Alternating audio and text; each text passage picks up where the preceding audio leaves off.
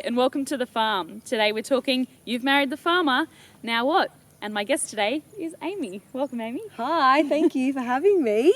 Well, welcome. Thanks for joining us here on the farm. Can you start by telling us a little bit about yourself, who you are, where your farm is, and who makes up your family?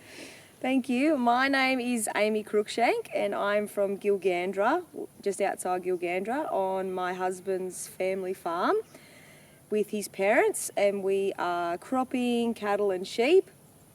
And I have 3 beautiful, loving, wild farm boys that are very involved in our farming operation. So we're a family farm.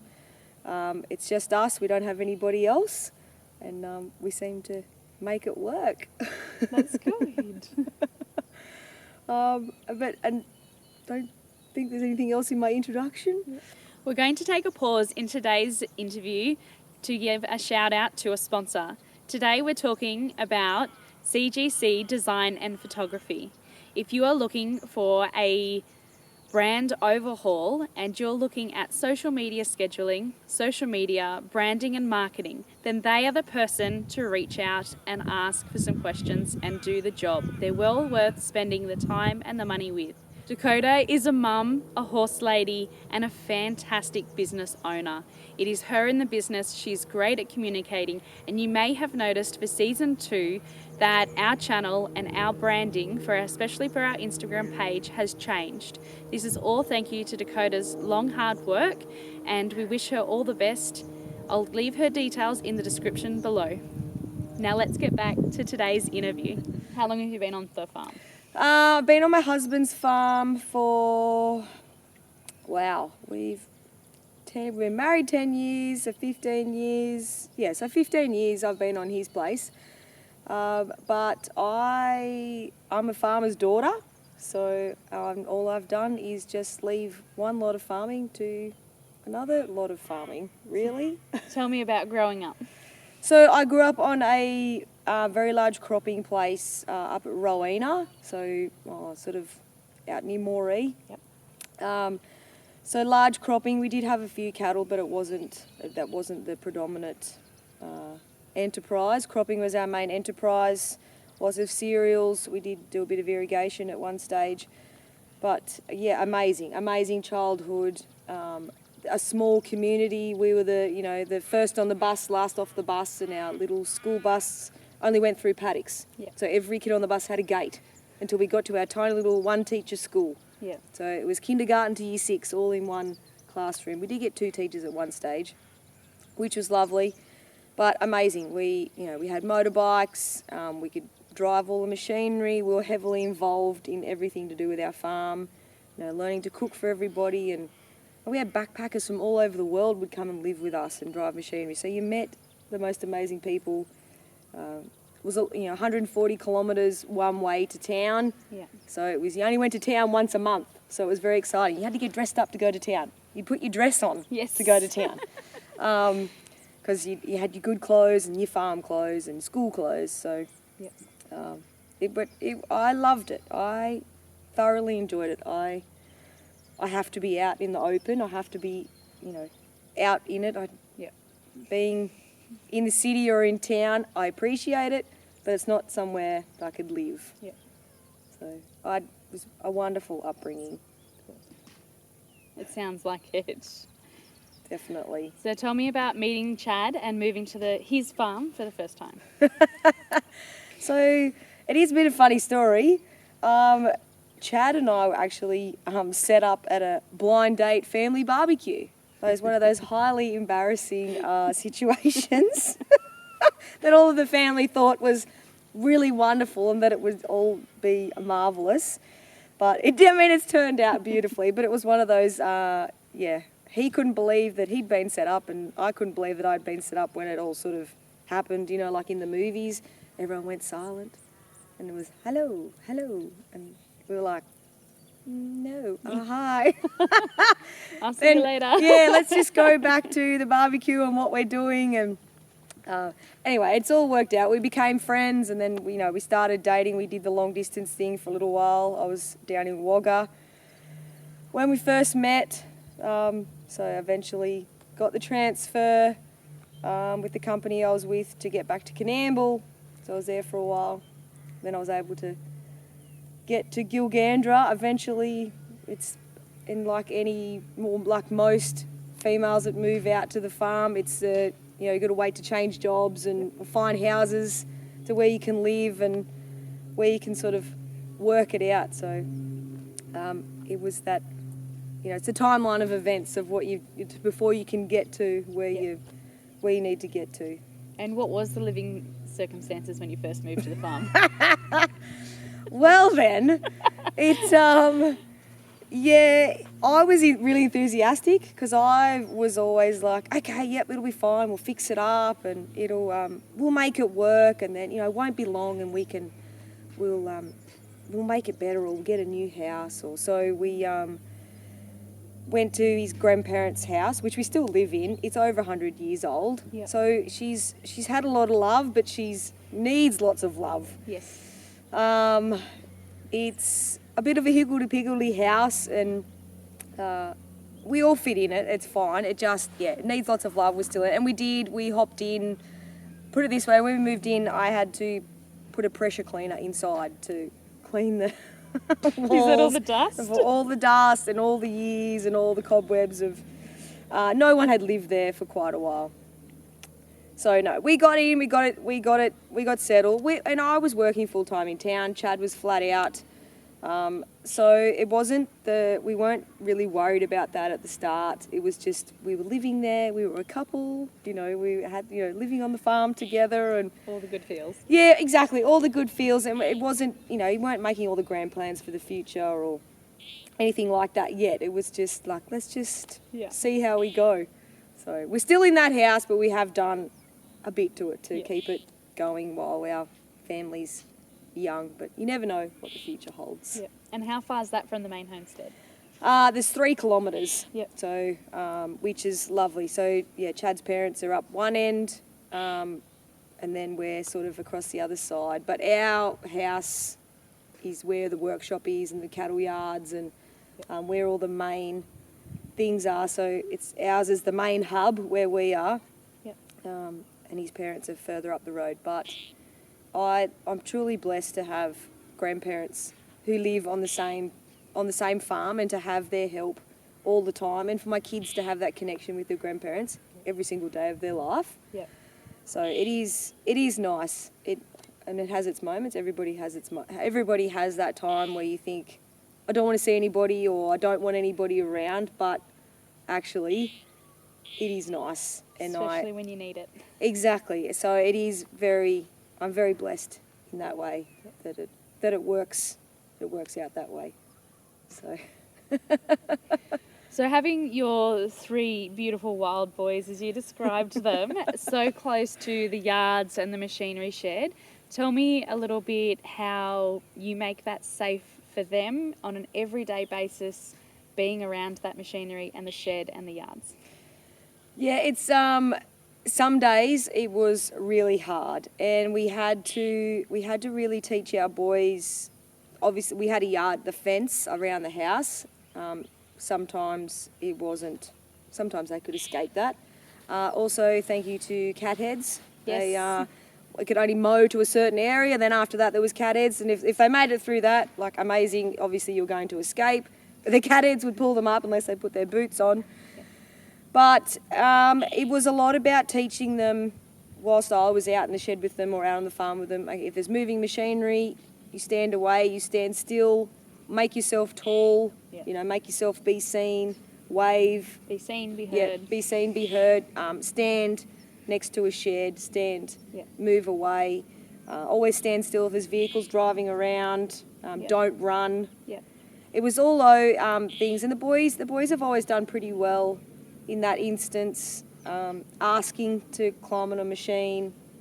And kids, I know, they forget the rules, but they've always been pretty well. They were always taught to stay in the ute or on the motorbike until it's safe to hop out or to move to where they had to. So I think it's you have to be really vigilant.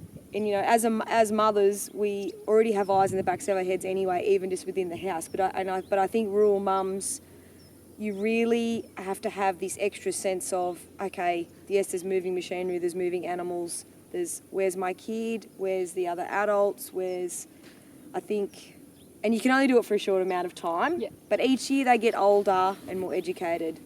Yeah.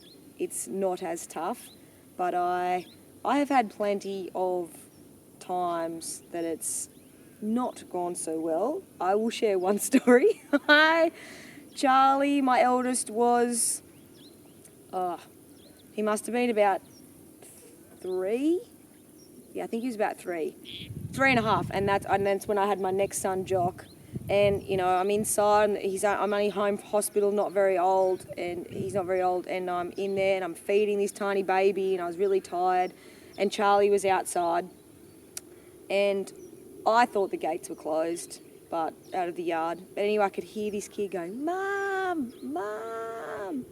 I was like, that doesn't sound right. It sounds really far away.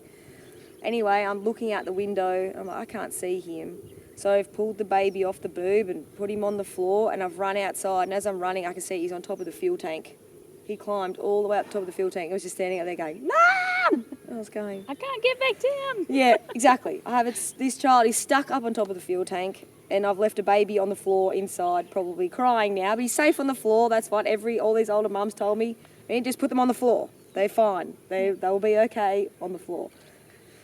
So I do that. I'm just trying to get this kid down off the fuel tank and drag him back inside, go back in to pick up the screaming baby. But, all is well. But that one time, he got out of the gate. We're not sure. Obviously, he'd learnt. We'd finally got to the stage where he'd learnt to do the gate. So that was the next lot of rules of, you need to ask to open the gate. Or I think we put a bit of wire on at one stage, just while I was that early stages of newborn, like when you're feeding all the time and you're extremely tired. So I have had it go pear-shaped a couple of times. Nothing bad has happened, but yes. Mine are also climbers. Yes. Found children on tops of machinery or fuel tanks or... But anyway, that just goes with the territory. You just breathe and it's okay. As they get older, we get more experienced. Yes. We know how to take a deep breath. Exactly, and you don't think about what could go wrong. Yeah. Because that will just bring you unstuck. That will just bring you grief that you don't even need to worry about. Yeah. And how do you process afterwards, oh, that could have been bad? How do you make sure you don't continue with the mum guilt on that? Yeah, I'm only learning that now. I was really bad at the start. Well, not bad, it's not really bad, but I really worried about that when I had babies, and I used to get really guilty all the time. And speaking to other rural mums about this, it's because you've been working all the time and you're outside and you're so capable of doing everything, and you think you've got to have everything organised, and then you've got these little babies, and then you worry about, well, I haven't got that done, or I didn't get that done, or they want to go and do this like they used to do, or, oh, I need to go and do that. And then something could happen, but you don't want to scare them because that's their life, and you don't want to put fear into them or be hounding them all the time. You can't do this, you can't do that, when it's just an education for both of you. Yeah. But the mum guilt for me used to tear me apart. I really struggled with. I'm doing much better now, but I'm on a different season of my life. My children are a little bit older each time. It's I've got 9, a 5 and a 4. My 9-year-old's very capable for his age and quite mature actually. I'm very lucky. But yeah, your guilts change, I suppose. Yeah. But when they're little, that mum guilt of, oh my goodness, I let you out, or how'd you escape, or something could have happened, but I think, yeah, you do have to step back, or you have to call other mothers that are in the season in front of you, or even the generational gap, and say, okay, what do I say in this moment, or was I okay to think that, or what should I do? And someone is there. How did you do this with your kids? How did you do that with your kids? Yeah. And sometimes it's nice to hear, Yep, they were able to do it, and these are the tips they gave. Yep. Or otherwise, sometimes it's just as nice to hear as, well, we didn't. Yeah, exactly. Exactly, yeah. I totally agree with you. It's that sometimes people just go, shit happens. Yeah. Like, that's how it goes, and you have to move on. You know, the farm is a revolving door of people, a revolving door of activities, and it's not the same thing every day. Like, very rarely do you get the same thing every day. Only in the worst times the same every day. Like, drought is the same as every day. Yeah. Mouse plague's the same as every day. Yeah. But in the good times, yeah, exciting things do happen, or there's different people coming, or so I don't know. It can get very overwhelming, as we all know. And I've been a sucker to the overwhelm big time. But you have to get out of it. How do you get out of the overwhelm? I've tried all sorts of techniques and things. I love talking, and it's probably good that I do talk to people. I love cooking. Cooking seems to be a bit of a relaxer for me. I like feeding people. Yeah. So love feeding like people. Cooking and feeding people makes me relaxed, and the overwhelm. But the overwhelm is, I think you have to find how you can sort of step back and take yourself out of the really big picture and go, okay, this is my picture today. Yeah. And I only heard, only the other day, another mum speaking about that if she said, my children have eaten healthy today and everyone was happy at dinner time, done. Yeah. That is a good day. Yeah. And I was like, yeah, wow, that's true. Yeah. So I suppose you think of the overwhelm and just bring it back to go, okay, the small people in my life are okay. Yeah. Yes, they've had decent meals, or yes, everybody's clean at bath time, or they've got clean pajamas. Yeah. Like, Everyone tick, is tick. here. Yeah, that you have to bring it back to the present. I think you have to bring it back to what is relative for you on that day. And it took me ages. I was terrible at the start. I used to be in a flap. I found it really hard. I struggled with my babies. And I can openly say that now, that I found it really hard. Yeah. I found newborns, it just a struggle. My entrance into motherhood I found quite difficult. Yeah. But, might be hitting my straps a little bit more now, maybe. Hopefully. 9 years of practice. Yeah, I think so. But the daily mistakes don't seem as bad or as big as what you think. Yeah. Like maybe when they're little. When you're full of hormones and all the emotions and all the... Everything is new. Everything that we go through as mothers. So... I actually had to find between baby number 2 and baby number 3, I had to step off farm just to get that mental break, and then I could come back on much more relaxed. Yes. Much more zoned in on who I am and what my purpose and goal is here. But I needed that break between the 2 boys and then baby girl. Yes. Perspective. Oh, definitely. And it's, like you said, purpose. I can so resonate with so many people when they talk about that you feel like that when you become a mother, you do lose your purpose, and then you're questioning yourself, like, well, what is my purpose? I wanted these beautiful little people. Yeah. That's what I wanted. And then you get them. Yes, my purpose is to love them and keep them alive and, hopefully turn them into great adults. Yeah. But you think, do I have more? And is there more? Yeah. But it's realising in that time, that is your sole purpose, is in that amount, the small amount of time in that their little person's life, that they need you for those things. And I had to have my husband and great friends and mentors remind me of that. Yeah. Amy, you're here now with these little people, and it is only a short time. Yeah. And I know when you're tired and you've got so much on your plate, like internal, the house just itself, running a household, running children, and then it's the outside world, the farm, the business, other commitments that you've got going on in the community. And we try to wear too many hats a lot of the time. I'm a bit guilty of that myself, not saying no. I'm very bad at saying no. So bad at saying no. Apparently it's a practice thing you're supposed to do all the time. I will practice saying no. Yes, it is quite hard, but rural communities, rural families, Yeah. there is a certain amount of people who will say yes to things, and that's how things keep going, and that's how you keep things alive, and and I suppose you have to learn to share it, and you have to put yourself out there sometimes. And I've had to step back. I've had to say no to. I was on too many committees helping with things, and you do have to say, look, actually, I can't do that right now. But I remember writing emails, crying. I'm really sorry. I cannot be on this committee anymore. I've got no more time, and I need to step back for my children. It's hard. I've had to say no to farm things as well. Like, no, I can't drive the tractor today, or no, I can't drive the header today. You know, there's just. I find that really hard. That is really because hard. I love doing it. I love being a part of it. Yeah. And I would have times where I'd be going. I got guilty about saying no to the farm jobs. Yeah. Because that's our business. That's our livelihood. Yeah. But then, how do I do the kids and that? And it's a lot of pressure that you put on yourself. But you know you're guilty of doing it yourself. Yeah. But you think that you have to do it. And a famous saying in my household is, and now my kids are repeating it to me.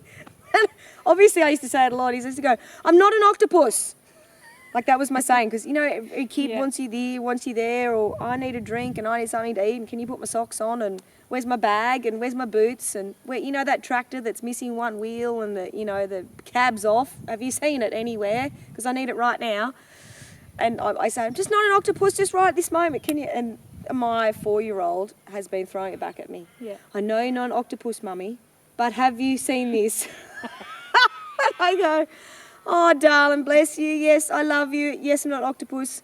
Let me think about where that thing might be. Where I might have seen it. So that's ours. Yes, that is the saying.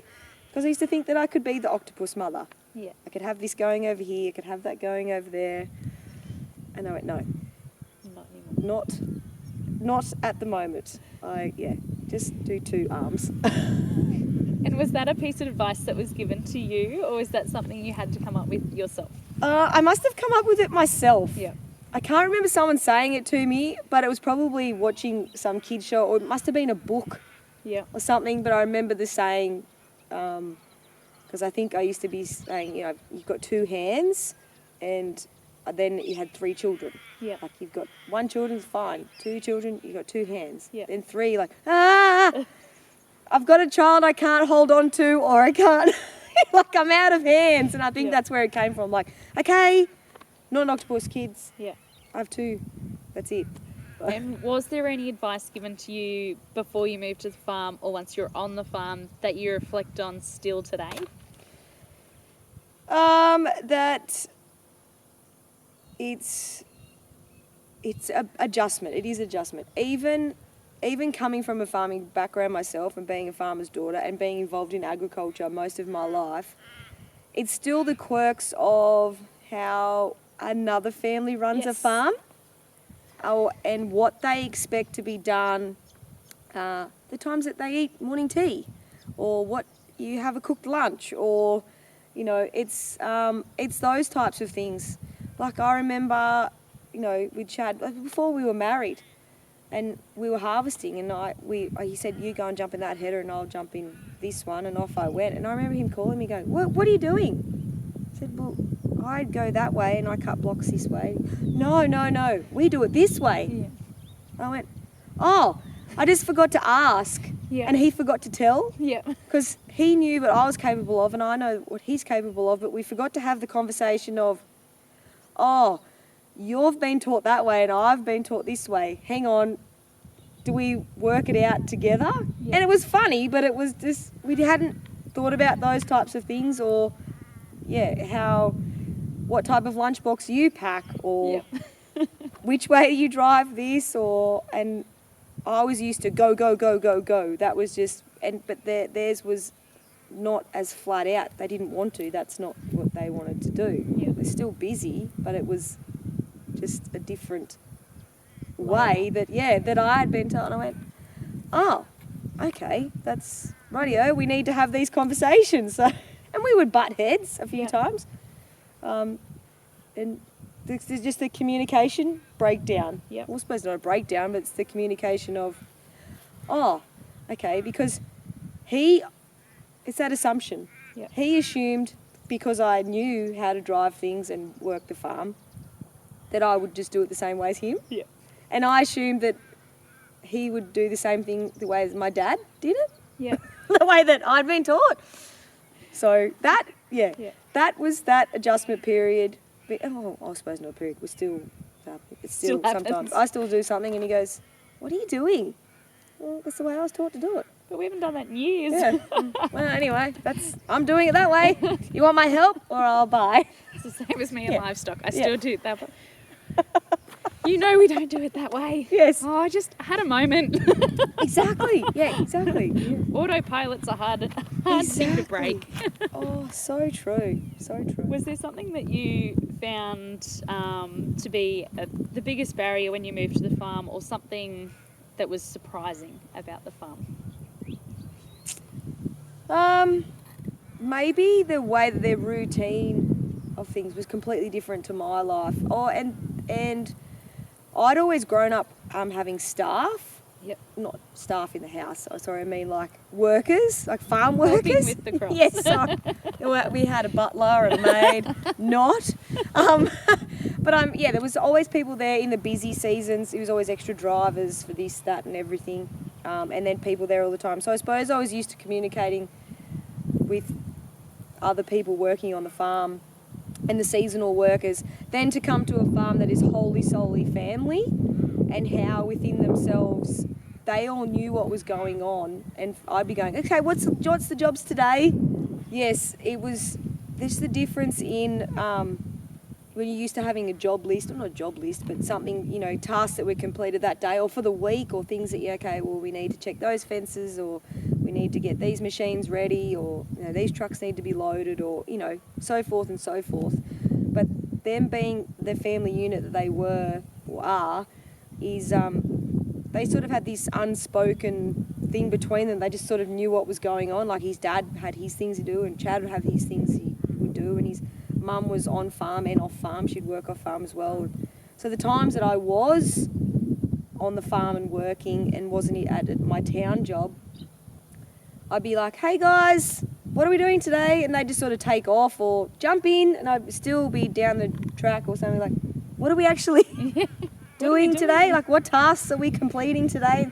Oh yeah, well I have to go and do this and have to go do that. So I just had to get used to that. And sometimes it still frustrates me if I'll forget, and I'll go, like, in the diary, can you write down what we're doing, or, so we can slot in other things that we'd like to get done, or things that I might need help with. Yeah. I'm quite self-sufficient around the farm, like we were talking about earlier. I can go and do most things by myself, but there is times I want help with something, so I go, so if you've planned your week out or a few days, can I pencil in that time for Amy, or I need help lifting this, or I need that tree chopped down. I can do it, but I would like some help chopping that down, or I need help fixing this, or there's a gate in the yards that I need help welding, or just things like that. So that was probably one thing I had to get used to, was the no monthly tasks, or just those types of things, which they do a bit more now. Yeah. But that was just how they rolled, which is fair enough. That was their place. They've been working together from day dot. I found with that I had to write on my calendar every time we did something. Yes. And so I wrote it on my calendar, and every year I'd reflect on that season with that job list, and that became my job list and my guide. But that took quite a long time to put together, because there's family farms, they just automatically have this Bluetooth connection. Oh, yes. And they're off. And you're like, I don't know what I'm doing. Yes, totally agree with you. And I think, and you speak to other women that come in like that too, whether you're rural or not rural, and you come into a relationship like that, it is so hard to figure out what they're doing. But then the other turn of the hand is, yes, it might be planned out, and then all of a sudden they'll run in the door and go, yep, that's completely scrapped. This has happened. This is broken down. We have to go here and do this, or I need you to run and do that. So what would be your top tips for someone else moving to the farm for the first time? Wowzers. I think if you're, planning on being out at the farm, be prepared to embrace different people. Like, there is going to be a turnstile of people that will come and go from the farm to help your business along, or people that you need to help your farming business. Be prepared to do some cooking, probably, but also just you have to have a go. I think you have to have a go and learn to ask for help, or just try something. Just try new things, and don't be alone. Don't isolate yourself, which is easy to do. It can be quite isolating, but don't isolate yourself. Be open to new experiences. Just have a go at things, and take the practical side of life. I think just don't overthink it. Just sort of be practical. It's exactly, if everyone's fed and watered, and it's happy, and your days can be nice. I suppose in the regard of, because I was born and raised on the land, I already had quite a few practical skills that I've already got in my toolbox, so to say. So I'm quite lucky in that way. But I suppose it was other things about managing children, that practical side, learning how to pack enough things in your car just to go to town, always carrying water, always carrying a snack. There's always something in the car, because you just never know where you're going to end up or where you're going to be called to. Having everyone's phone numbers, or having a two-way UHF in your car if you need help. Just learning who your neighbours are, learning who you can ring if you do need someone for something. If you're out there with the people that you love, you'll learn the things you need to learn anyway, and don't be scared to ask for help. Like, if you're really green and you've never been in the bush before, everyone will help you. We want more people to come to the bush. We want more people involved in agriculture. Like, everyone has an amazing set of skills and knowledge that everybody can soak in and absorb. It doesn't matter where you're from. You can be. So, Amy, do you believe in a work-life balance in the agricultural sector, or being on a family farm? Well, this gets talked about a lot, hasn't it? Or maybe my ears have been pricked to it more in the last couple of years, talking about work-life balance. And I think there is a balance, and I think anyone who's in agriculture and the lifestyle that we've chosen to raise our families in, we are blessed that our work is in our life and we live at our work. So you can get the balance, I think, with that, because there is moments you get to enjoy as a family, even though you are working. So that creates a beautiful balance within itself. But it also, and I know this will resonate with lots of people, is to get your farmer off the farm. That is something I've struggled with big time. My husband, holidays just weren't on his radar. It wasn't something that they did. His family, it was my family, that had got off the farm every year. I was extremely lucky that way, to have a break, to get away. So holidays are something that I've been working towards, and later on this year I'm actually getting my husband off the farm for longer than a week. Oh my goodness, I'm so excited.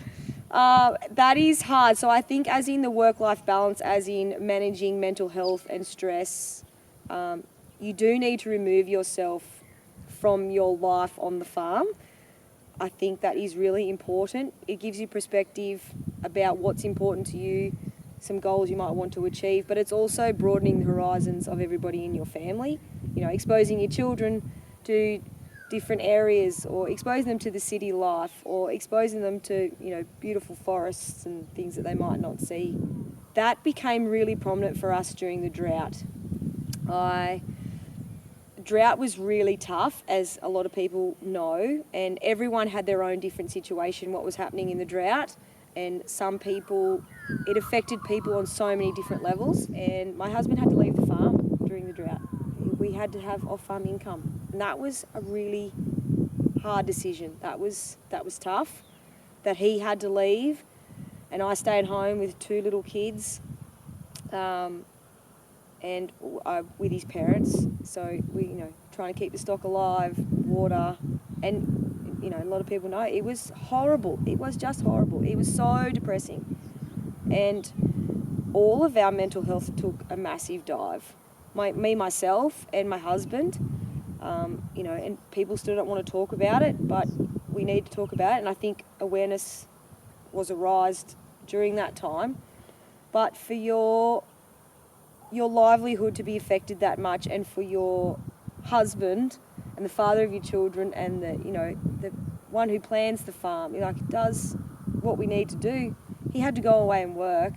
It was kind of heartbreaking, but it was a necessity that had to be done, and I had to step up.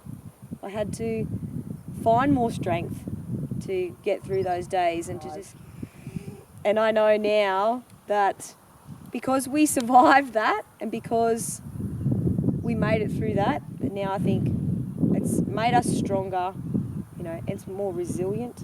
I think that was the time when you learn to just take day by day. Yep. Because if you look too far forward, it was too hard to. Yeah. Anyway, but it was, you couldn't imagine. You had to pull back on holidays, or just taking the kids away for a weekend, or you were consumed. You said you needed to find strength. Where did you find your strength? I don't really know. I must have found it. At the time, I didn't think I was finding the strength. Now when I look back, obviously I did to get through. But I think, you know, having my children at home and knowing how much I love the land and how much agriculture is a part of me, and knowing, no, this is the life that I want, this is what I want to do, this is our passion, and this is something my children are going to be a part of. Whether they choose to in their future later lives, it's okay if they don't, but it's something that will be in their blood from when they're little. It was really important to us. So I think I didn't think at the time. I thought I was so weak. I thought I was hopeless. I thought I was shocking. I thought, you know, because I was crying all the time, and I just couldn't get, and I was fully overwhelmed. My mental health took a massive dive. You know, there was days where you didn't want to get out of bed, and I couldn't function. But there was the times when you thought of the bigger picture, as in what is around is your little farm, because you couldn't concentrate on everybody else's farms. And I had to find that I knew for those 7 days that my husband was away, that I was it. I was mum, I was the feeder, I was the cook, I was the fence checker, I was the trough checker, I was the, you know, everything. And I'd hold on, and he would get home. He would walk in the door, and he was, you know, Dad's home. So the kids are like, I could have my cry, I could have my breakdown, I could have my whinge, I could be like, oh, I don't know if I can do this. He'd be like, just another week. It will rain. Yeah. It will. It will rain. It will. It will. And it had to be. So I must have found it. I don't know. I'm guessing the times that I spoke to older generations that had been through this before. My grandmother, she always had pockets of great knowledge. You're doing a good job. You're a good mum. Yeah. You know, sometimes someone just needs to say to you, you're a good mum. Yeah. You're doing a good job. And you just, okay, thank you. That sometimes it's those little things that do help you. Yeah, absolutely. Thank you so much, Amy, for coming here on the farm with us and having a chat about marrying your farmer. Thank you so much. It's lovely. I hope somebody likes the story and it resonates with people. And I think it's wonderful what you're doing, and everyone should be telling this story. So thank you so much for having me. You're welcome. Thank you, everybody, for joining along the way. Please like, subscribe, and either leave a comment in the section below or a review. It helps people like us find this beautiful resource to be able to access and find information and stories to help them not feel alone and maybe get a few tips, tricks, and gems out of their story.